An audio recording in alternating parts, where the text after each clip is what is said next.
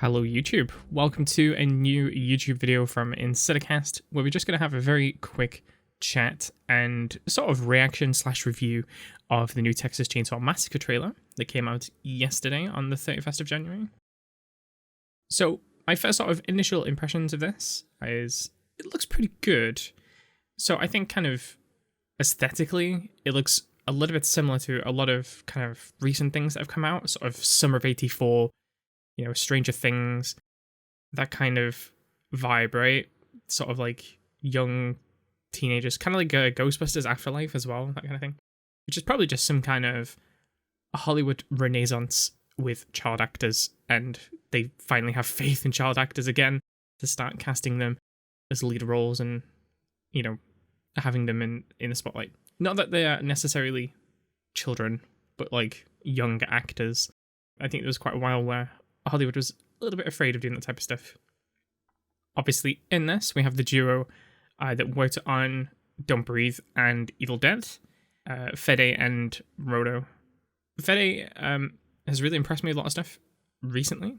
I really liked the Evil Dead remake. It's probably one of my favorite modern horror films, which is pretty dope to see him come on and sort of give his sort of flavor to this.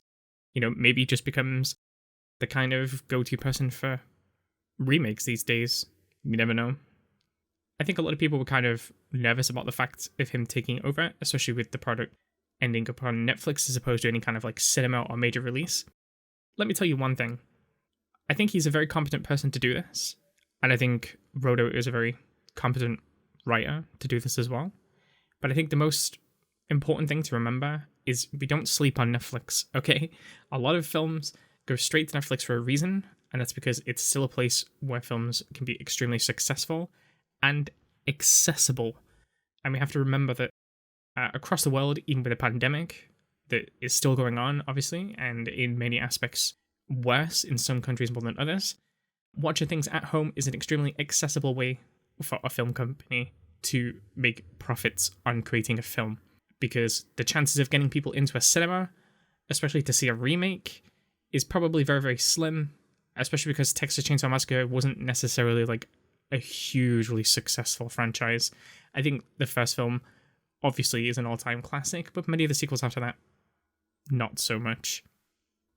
I do think some of the aesthetics of this film does kind of give me some pause to concern, especially with some of the comparisons to similar shows like this. It looks a little bit too much like Scary Stories to Tell in the Dark. He looks very similar to the Scarecrow that's in there, which is still a creepy character concept, but let's hope it's not too similar throughout the film. It's nice to see the chainsaw back, and the chainsaw being a pinnacle piece of the story and the film, because some films have existed without that. A lot of the shots and cinematography in this looks good, and if anyone obviously has seen Evil Dead, some of the cinematography was great there, especially when you think about the use of chainsaw in that film. So I suspect there'll be a lot of blood and a lot of gore in this, and that's kind of what we need, really. I think his look in this film looks great. It's much more better than the later sequels in the franchise. We're steering away from this kind of almost transgender commentary that a lot of the later sequels went on, which is just kind of distasteful these days, and definitely didn't age well. And this is something that design-wise will carry on aging well for many, many years. It kind of reminds me a lot of the sort of 18th, 19th century death masks, where people would create like sculptures of real people's faces that have died. And obviously they create like statues and stuff. Kind of reminds me of that. Kind of cool, actually. I dig it a lot. Nice to see the return of Olwen. I'm sure she'll do great in this. And obviously, we have an entirely new cast of characters to get to know as well, who, to me, none of them seem particularly familiar. It's probably the safe route to go. Yeah, like hiring a bigger name actor could probably pull people in and get people a bit more confident about it.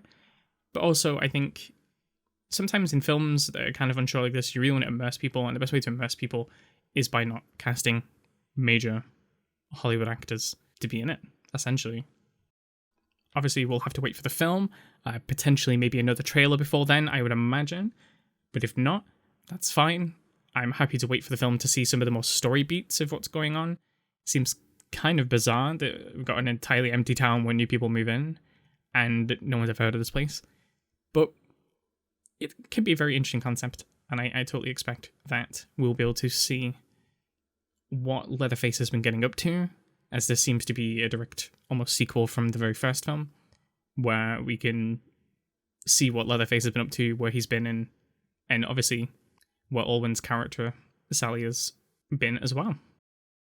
Even though there's a few similarities to Halloween, I'm sure it won't be a major issue at all, because it's something that works, and, you know, it's kind of expected at this point, especially people have watched Scream and a lot of that social commentary. We're going to be pretty expecting these types of films to come out recently. So I'm pretty excited. Yeah, I think it looks pretty good. The release date is the 18th of February, so we'll probably do some type of review on there, potentially on the YouTube channel, maybe on the podcast. I did a review of Scream on the podcast, by the way, if people want to check that out. Plenty of reviews on there. Most of my content will be on the podcast, which will be on Spotify and Apple Play. So yeah, go check that out. Check out the links below.